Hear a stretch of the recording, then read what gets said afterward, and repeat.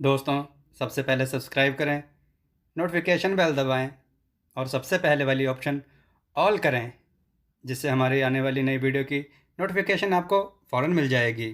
जय श्री राम भक्तों सुबह की वीडियो में जो हमने आपसे प्रश्न पूछा था कि रामेश्वरम तीर्थ स्थान किस राज्य में स्थित है, तो उसका उत्तर है रामेश्वरम तीर्थ स्थान तमिलनाडु के रामनाथपुरम जिले में स्थित है। आज की कथा श्रवण करते हैं।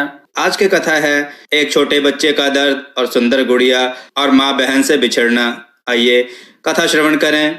दोस्तों, उम्मीद है कि ये कथा आपके दिल को जरूर छुएगी। अपने विचार कमेंट में जरूर बताइएगा इस कथा के बारे में। एक छोटा सा लड़का जिसकी उम्र 8 साल की थी, एक खिलौने की दुकान पर खड़ा दुकानदार से कुछ बात कर रहा था।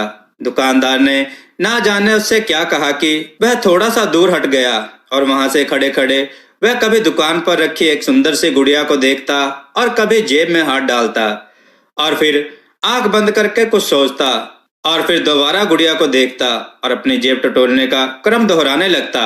वहीं कुछ दूर पर खड़ा एक आदमी बहुत देर से उसकी ओर देख रहा था। वो आदमी जैसे ही आगे को बढ़ा, वो बच्चा दुकानदार के पास गया और कुछ बोला। फिर दुकानदार की आवाज सुनाई पड़ी कि नहीं, तुम ये गुड़िया नहीं खरीद सकते क्योंकि तुम्हारे पास जो पैसे हैं वह काफी कम हैं। वो बच्चा उस आदमी की ओर मुड़ा और उसने उस आदमी से पूछा, अंकल, क्या आपको लगता है कि मेरे पास वास्तव में कम पैसे हैं? उस आदमी ने पैसे गिने और बोला, हाँ बेटा, ये वास्तव में कम हैं। तुम इतने पैसे से वो गुड़िया नहीं खरीद सकते। उस लड़के ने आह भरी और फिर उदास मन से गुड़िया को घूरने लगा। अब उस आदमी ने उस लड़के से पूछा, तुम यह गुड़िया क्यों लेना चाहते हो? लड़के ने उत्तर दिया, यह गुड़िया मेरी बहन को बहुत पसंद है और मैं ये गुड़िया उसको उसके जन्मदिन पर उपहार के रूप में देना चाहता हूँ। मुझे यह गुड़िया अपनी माँ को देनी है ताकि वो ये गुड़िया मेरी बहन को दे दें जब वो उसके पास जाए। उस आदमी ने पूछा, कहाँ रहती है तुम्हारी बहन? छोटा लड़का बोला, मेरी बहन भगवान के पास चली गई है और पापा कहते हैं जल्दी ही मेरी माँ भी उसके पास उससे मिलने भगवान के पास जाने वाली है और मैं चाहता हूँ कि मेरी माँ जब भगवान के पास जाए तो वह ये गुड़िया मेरी बहन के लिए ले जाए। उस आदमी की आंखों से आंसू छलकने लगे, पर लड़का अभी भी बोल रहा था। वो कह रहा था कि मैं पापा से कहूंगा कि वो माँ को कहे कि कुछ और दिन तक भगवान के पास ना जाए ताकि मैं कुछ और पैसे जमा कर लूं और यह गुड़िया लेकर अपनी बहन के लिए भेज दूं। फिर उसने अपनी एक फोटो जेब से निकाली। इस फोटो में वह हंसता हुआ बहुत सुंदर दिख रहा था।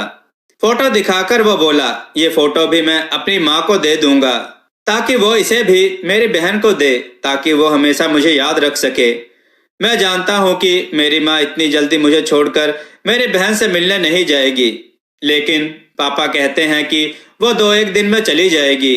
उस आदमी ने झट से अपनी जेब से पर्स निकाला और उसमें से 100 रुपए का नोट निकालकर कहा, लाओ अपने पैसे दो, मैं दुकानदार से कहता हूँ शायद वो इतने में ही दे दे। और उसने उस लड़के के सामने रुपए गिनने का अभिनय किया और बोला, अरे तुम्हारे पास तो उस गुड़िया की कीमत से अधिक पैसे हैं। उस लड़के ने आकाश की ओर देखकर कहा, भगवान तेरा धन्यवाद है। अब वो लड़का उस आदमी से बोला, कल रात को मैंने भगवान से कहा था कि हे भगवान, मुझे इतने पैसे दे देना कि मैं गुड़िया ले सकूं। वैसे मैं एक सफेद गुलाब भी लेना चाहता था, किंतु भगवान से ज्यादा मांगना मुझे ठीक नहीं लगा। पर उसने मुझे खुद ही इतना दे दिया कि मैं गुड़िया और गुलाब दोनों ले सकता हूँ। मेरी माँ को सफेद गुलाब बहुत पसंद हैं। उस आदमी की आंखों से आंसू नीचे गिरने लगे। फिर उसने उन्हें संभालते हुए उस लड़के से कहा, ठीक है बच्चे, अपना ख्याल रखना, और वह वहां से चला गया। रास्ते भर उस आदमी के दिमाग में वह लड़का छाया रहा। फिर अचानक उसे 2 दिन पहले अखबार में छपी खबर याद आई, जिसमें एक हादसा छपा था कि किसी युवक ने शराब के नशे में एक दूसरी गाड़ी को टक्कर मार दी। गाड़ी में सवार एक लड़की की मौके पर ही मौत हो गई और महिला गंभीर रूप से घायल थी। अब उसके मन में सवाल आया, कहीं ये उस लड़के की माँ और बहन ही तो नहीं थे।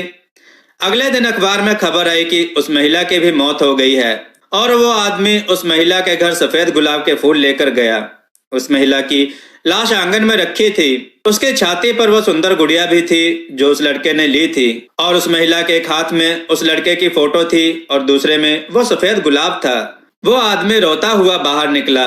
उसके मन में एक ही बात थी। एक शराब के नशे में चूर एक युवक के कारण एक छोटा सा बच्चा अपनी माँ और बहन से दूर हो गया, जिन्हें वह बहुत प्यार करता था। दोस्तों, इस कहानी को पढ़ते समय मेरी आंखों में भी पानी है और शायद आपकी आंखों में भी आ जाए, मगर उस पानी को आंसू मत समझ लेना।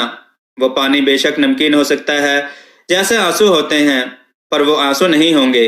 दोस्तों, अगर आपकी आंखों में वास्तव में आंसू हैं, पानी नहीं, तो प्रण करें कि आज के बाद कभी ना तो शराब पीकर गाड़ी चलाएंगे, ना कानों में एयरफोन लगाकर।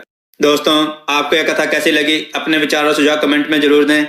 दोस्तों, हमने देववाणी ब्लॉग नाम का चैनल क्रिएट किया है, जिसका लिंक डिस्क्रिप्शन में भी दिया गया है। आप उसको सब्सक्राइब जरूर करें और अपना खूब सारा प्यार दें। दोस्तों, हमारी कथाओं को शेयर जरूर करें, हमारी कथाओं को लाइक करें। जय श्री राम।